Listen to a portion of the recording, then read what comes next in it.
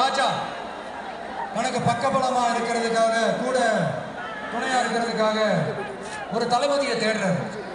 சரியான தகுதிகளோட ஒரு 10 பேர் செலக்ட் ஆகுறாங்க. ஆனால் அதில் ஒருத்தர் மட்டும் தான் செலக்ட் பண்ணணும். அதனால அந்த ராஜா என்ன பண்றாருன்னா ஒரு டெஸ்ட் வைக்கிறார்.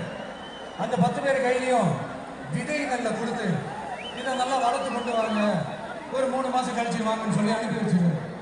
3 மாசம் கழிச்சு வரும்போது அதில் ஒருத்தர் ஆளு உயரத்துக்கு வளர்த்துருந்தாரு, ஒருத்தர் தோல் உயரத்துக்கு வளர்த்துருந்தாரு. அதில் ஒரு 9 பேரை நல்லா வளர்த்து கொண்டு வந்திருந்தாங்க. ஒருத்தர் மட்டும் வெறும் தொட்டியோட வந்தாரு.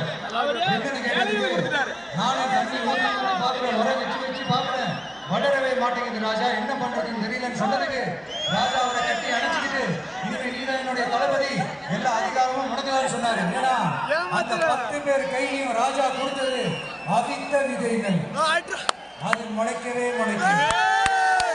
அந்த 9 திருட்டு பயணம்